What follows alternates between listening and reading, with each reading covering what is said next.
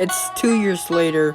It's Lu's anniversary for Lu Xiao's sacrifice. William, Bjorn are residing in China. Bjorn is residing there because his heir, who is his son, Ragnar Ironside, is he's the king now. He's the leader of his Viking village. And William is there because he's a warrior, so he doesn't have as much responsibility. They have a dragon protector now. As we see, Ferdinand is in Poland right now, and Roshi is in Japan. So everyone's kind of doing their own thing. And Berkut is in Mongolia. He's in the steppe. Anyways, Roshi goes to visit Berkut. Roshi then meets Berkut and his family and his village. Oh, hello, Roshi. It's good to see you again. Roshi, well, Berkut, it's nice to meet you too. Roshi, meet my family. Tarlin Khan, my son, and Yorte Khan, my wife. Hi, nice to meet you. Mind you, Roshi, would you like to go hunting with me? We're kind of running low on food. We're hunting wild horses. Roshi is hesitant. He never went hunting before, but otherwise he still goes. They go hunting, and he's a natural at it. Roshi, I never seen you hunt before, but I never knew you were this good. Well, thanks for the compliment, Berkut. Roshi is absolutely killing these horses. And pretty soon, he helps Berkut drag them back, skin them, turn them into meat, and feed the whole village. He then says his goodbyes and leaves. Roshi then goes to England, where William is. No, he actually goes to China, He goes to China, back to China, where Bjorn and William are. And then they all agree to go back to England. William wants to go to a festival that's happening in England, so that's why they're going. Anyways, they have to bring gifts in order to enter to the festival. So William brings a sculpture of a buffalo. Bjorn brings a spear. And Roshi brings a sculpture of a dragon. They're all let in by the guards who are guarding the gates to the festival. They eat some really good pork. They play games, which by games I mean just like fucking cornhole. There's not that much games. And participate in some cockfights too. And then they drink. They get into a bar fight. And yeah. They're kind of kicked out. They're just being told like, hey, don't do that again. Anyways, once William's sober enough, a messenger, like a little human messenger, brings William a note. William reads it and has figured out that his sister, Joanne of Kiev, is the new king. It's the new queen. Joanne of Kiev is the new queen. William is happy. He never really wanted to be a king. So, yeah. He's happy. Congratulates him. Congratulates her sister. They then say goodbye to each other and go back to their respective homes. As Roshi goes back to his cabin in China, Rushui is there. Lu Xiao's younger sister. Rushui has an obvious liking to Roshi. Roshi thinks to himself, now more woman. I already had that back in England. As he's seen some woman back in the festival making some sexual remarks to him. Even Bjorn realized the uncomfortable situation Roshi was in when he was in England. England. Roshi's not interested. Rushui does not give up. I know you want me. I want you inside me. Roshi is disgusted by this. So Roshi just shoves her out a little bit, just go away, and just shuts the door. Next day, a random sensei challenges anyone to a duel.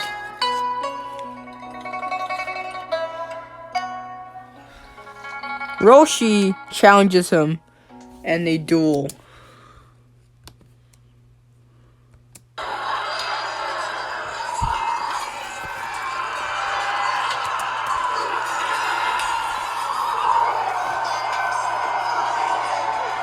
Roshi pulls out his katana, and they go.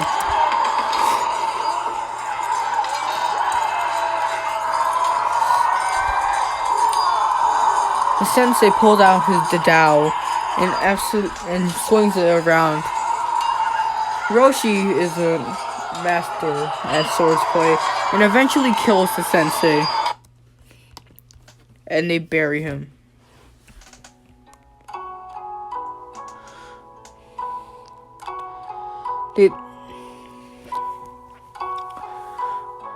Ferdinand, who's in Poland, yeah, okay. They travel to Scandinavia, Roshi and them. Roshi, Ferdinand, William, and Bjorn. They go to Scandinavia. Most of it is just eating and drinking. So yeah, they do that. They get drunk. And they don't really do anything. They wake up. All of them wake up from their drunkenness. And they get a messenger pigeon. What happens to them is shocking. They said there's a group of revolutionists in China. They rush back on horseback. Seeing this, they find a group of revolutionists and kill them. They're all wielding giant chain daos, and they easily kill them, cause come on, they're a bunch of revolutionists, bro. Rushui was there in the fighting too. So, next day, Rushui hires a warrior for hire as a guard, paying him 10,000 yen. All goes well for a few weeks, and during those weeks, they go into a spa hotel where Ferdinand, Burkut,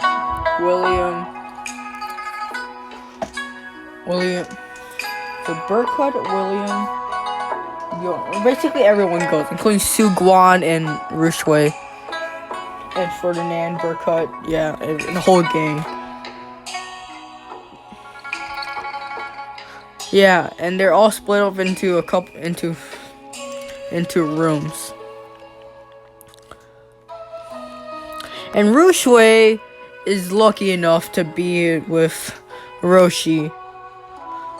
Rushui makes some very sexual remarks and gestures to Roshi and gets a little handsy.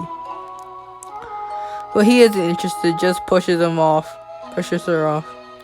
Rushui really wants Roshi.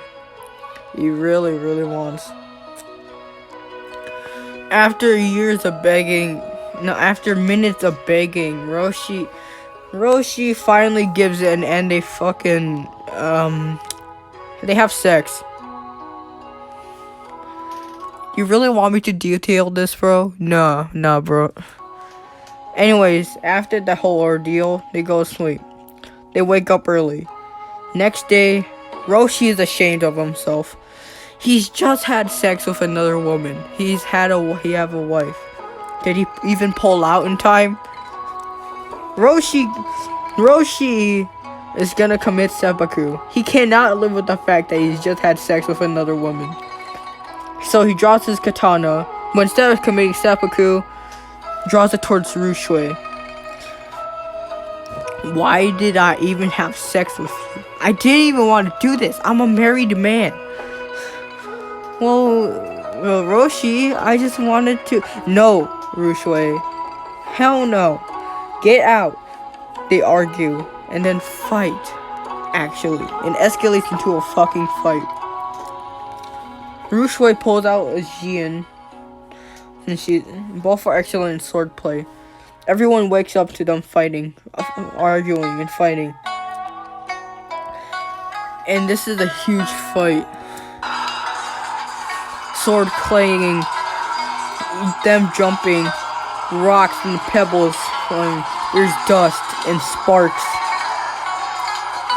But then somehow, Rushui knocks out Roshi. Roshi is then rushed to a room where they treat him. Roshi is in a nightmare. He wakes up and finds a giant yokai looking at him, grabbing him, squeezing him, throwing him down, and then he wakes up from his nightmare. Roshi looks around. He's all cold. He feels his hands. Thank God it's only a nightmare. He dresses up and walks out and gets food from a parlor. Rushui comes up and apologizes to him. Roshi just tells her to fuck off. Rushui then sadly just leaves. Roshi then talks to Su Guan. Su Guan is the eldest of Lu Xiao's siblings. Su Guan understands the situation, and then Su absolutely scolds Rushui. Meanwhile, this whole ordeal is happening. We cut to two rebels. Two of the revolutionists. They're disguised as eunuchs in China. They disguise and they kill some eunuchs, chop off their heads, and throw them into a river. None of the eunuchs even know what's going on.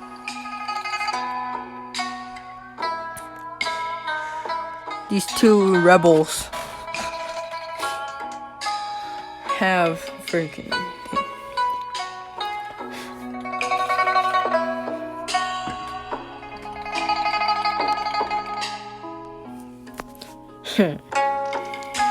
Yinwei.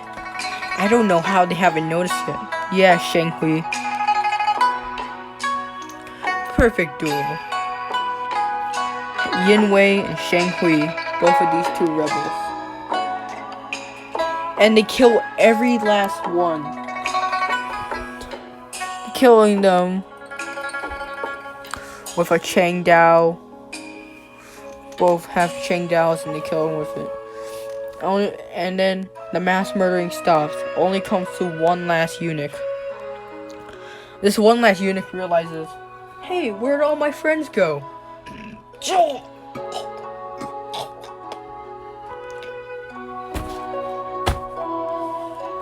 He drops dead. No more eunuchs, just the revolutionists.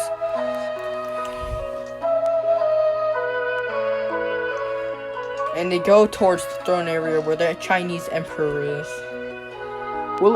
Back at the hotel spa, William receives a messenger pigeon. He reads the message and sees that there's a revolutionist. How did they know this happened? Well, apparently a farmer and his kid saw dead bodies and they saw the eunuchs. Those dead bodies were the eunuchs, their heads chopped off. They reported this to the council or the kingdom.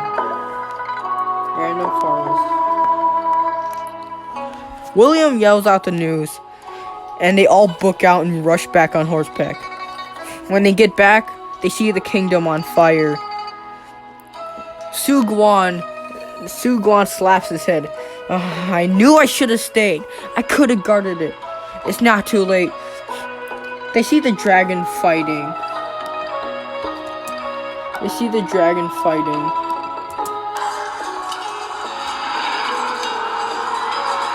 It's absolute chaos. absolute motherfucking chaos. Like, literally.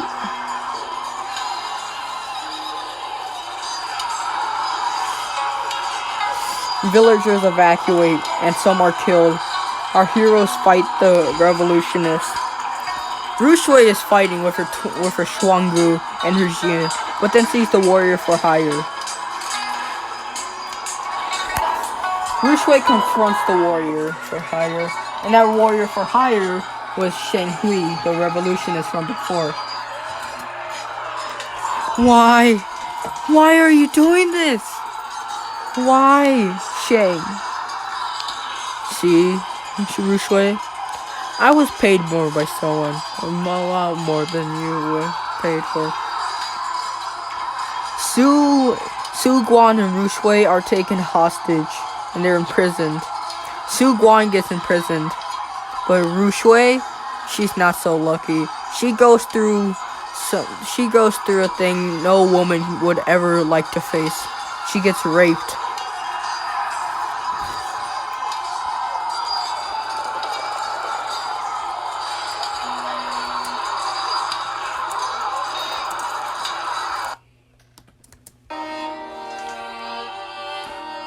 Villagers are killed. The kids hide in the forest. The rebels search but are unsuccessful. The warrior for hire gives a speech.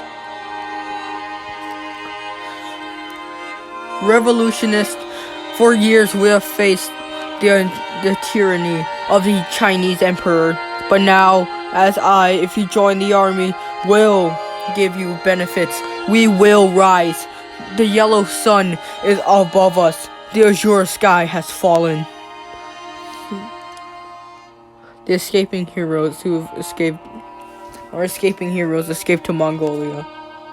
The dragon goes towards the warrior for hire. But for some reason, the warrior for hire, Shang uses his powers from a magic amulet and uses it to imprison the dragon, taking away the great spirit. Su Guan and Rushui put into the same jail cell. Rushui cries, "They raped me!" Su Guan comforts her little sister. Su Guan is angry. They just raped her sibling. He just raped his sibling. Su Guan breaks out. He carries his cyst and beats up a guard barehanded. With her cyst in one hand and the weapons in another, he flees to Mongolia.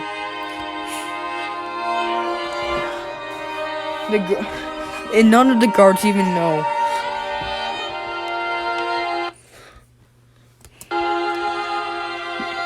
Burkut allows them. He never knew about the revolutionary situation, but yet here we are. Just then, Shang, the warrior for hire, just found out that his prisoners escaped and is pissed the fuck off. He then pulls every bit of life force out of the dragon and uses it as its own. Burkut then decides to pull a one-man revolution himself and gets a couple of his men, like almost all of his men, and they go towards the kingdom. They go and confront the rebels. Why have you done this to the Chinese kingdom? We were at a peace treaty. What is your reason? The rebels laugh, and the Mongolians don't take this so well, so they fire their arrows. They kill some rebels, and both sides start attacking.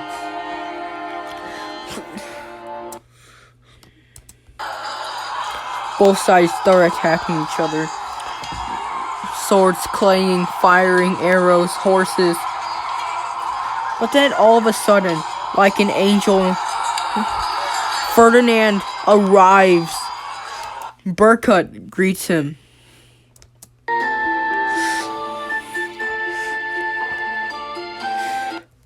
Ferdinand, it's so good that you're here. Please, please, please help us.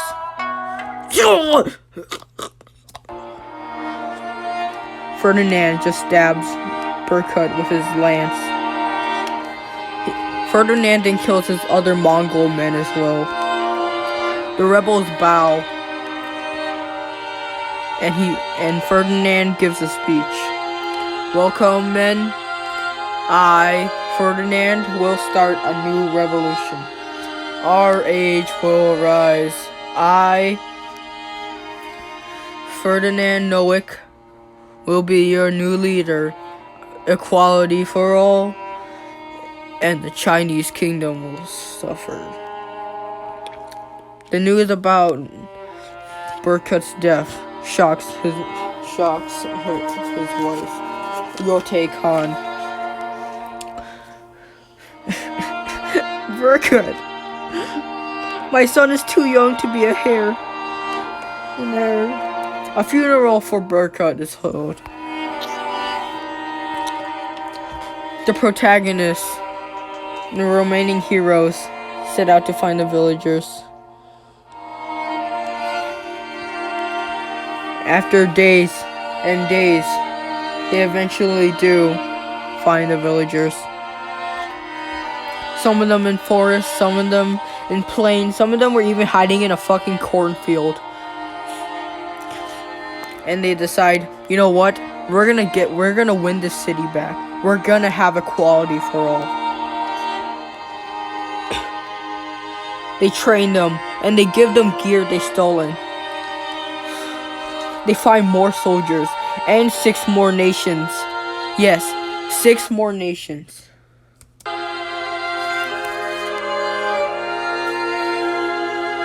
Six more nations. Those from Scotland, Saudi Arabia, Korea, Africa, India, and Rome.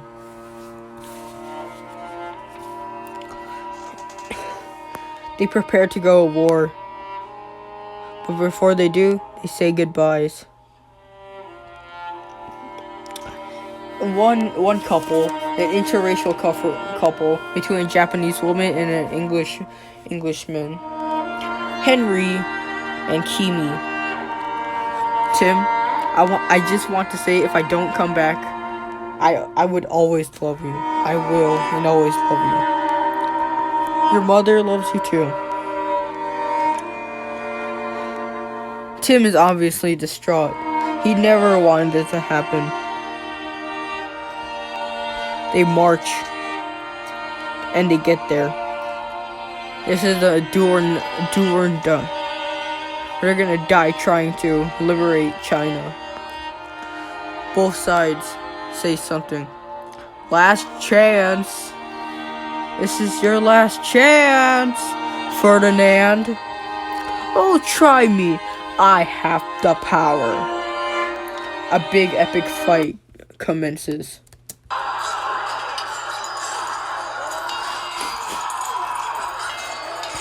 The Korean warriors shoot their arrows. The African warriors use their blowguns. The Romans, they use their shield wall tactics.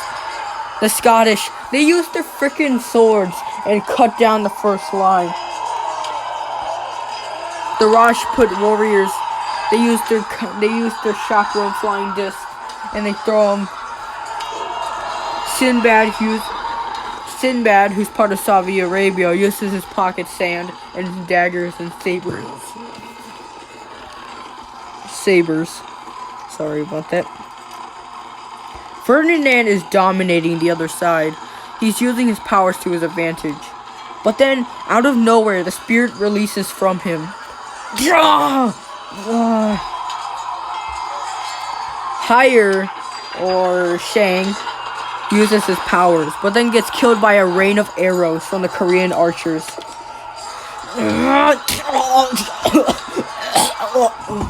And so does his partner.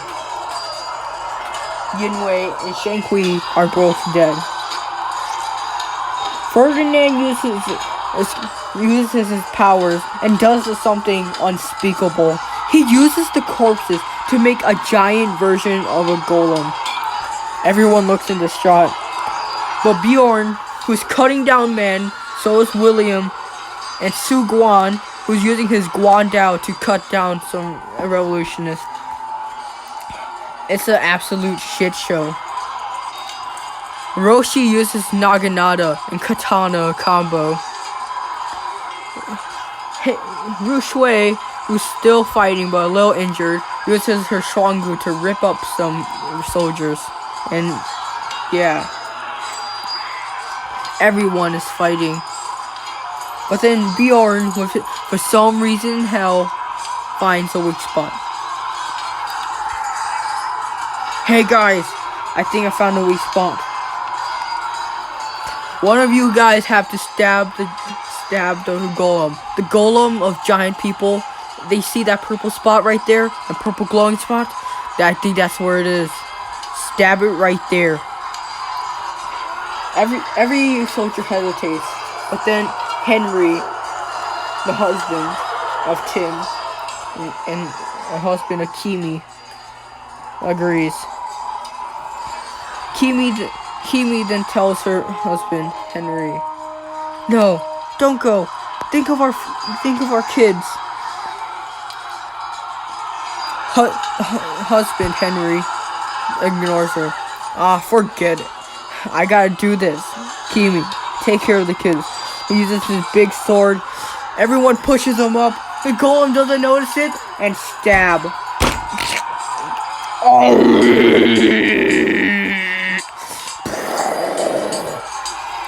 Big fucking explosion.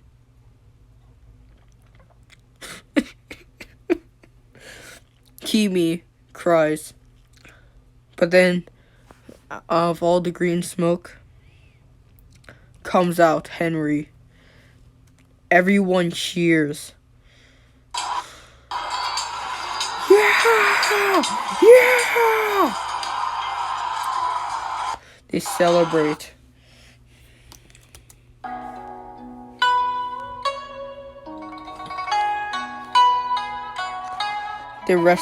They do a restoration. Many days.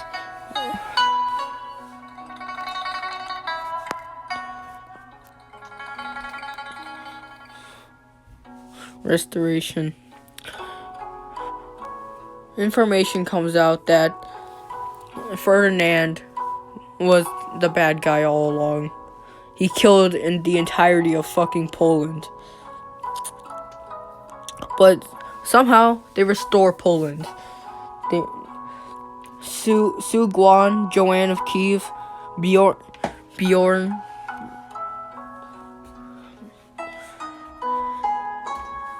Lodbrok, and Roshi Kazama take a blood oath. They swear to never do this. Never have war again. The Great Spirit, who forced her way out, goes into the Great Dragon. The Dragon Protector now has life again. The dragon roars.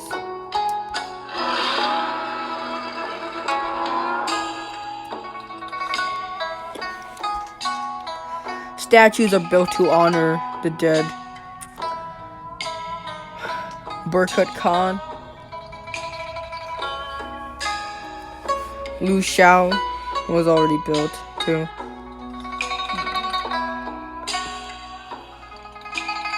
As they are going through the restoration process, there's still some rebels left, so they're killed too. And there's peace treaties. But then, unexpectedly, when all the Chinese kingdom is built back together again, the entirety of the Mongol, of the steppe population, most of them are from Burkut's tribe, ask if they can stay. Su Guan then allows them to stay. Your Taikon then says to Su Guan, "Can you stay around your empire without a male heir to protect us? We really have no protection. Our son is my son is too young to be an heir. Can we please stay around your area?" Oh, that's fine. Thank you, Sugwon. Yorte Khan hugs Sugwon. Sugwon hugs her back. And that's it. Bye. Not for now, but still.